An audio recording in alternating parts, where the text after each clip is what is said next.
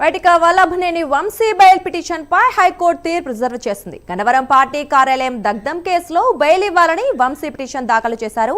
Bail petition పై ఇరుపక్షాల వాదనలు ముగిశాయి. తీర్పును న్యాయస్థానం రిజర్వ్ చేసింది. వచ్చే శుక్రవారం తీర్పు వెల్లడిస్తామని ఏపీ హైకోర్టు తెలిపింది.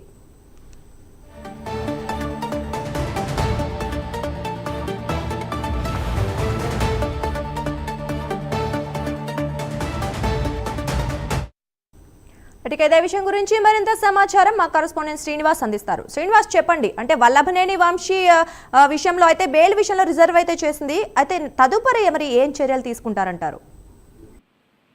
Thank you Durga. అయితే గన్నవరం మాజీ ఎమ్మెల్యే వల్లభనేని వంశీ ప్రస్తుతమైన రిమాండ్ ఖైదీగా ఉన్నారు. అయితే ప్రస్తుతం అతని పైన కేసుల్లో కూడా అతను రిమాండ్ ఖైదీగా కొనసాగుతున్నారు. అయితే ఇప్పటికైనా తనకు బెయిల్ ఇవ్వాలని చెప్పేసి కూడా పలుమార్లు కూడా హైకోర్టుని ఆశ్రయించడం జరిగింది. అయితే హైకోర్టు కూడా ఇంతకు ఆయనకు బెయిల్ ఇవ్వని పరిస్థితి. అయితే హైకోర్టులో అతనికి ప్రతిసారి కూడా చిక్కు ఎదురైతే వస్తుంది.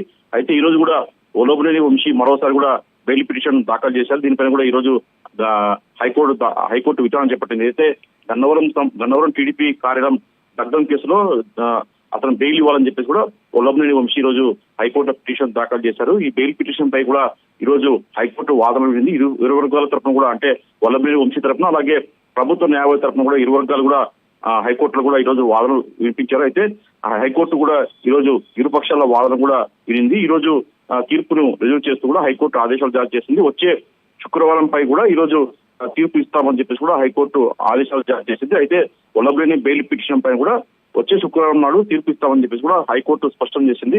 మరి హైకోర్టులో వచ్చే శుక్రవారం రోజు మరి వంశీకి మరి మరోసారి బెయిల్ వస్తుందా, లేకపోతే మరోసారి కూడా హైకోర్టులో చిక్కెదురుతుందా మనం చూడాల్సి ఉంటుంది. Durga, thank you Srinivas. ఇక మద్యం కుంభకోణం కేసులో ముందస్తు బెయిల్ కోసం వైసీపీ ఎంపీ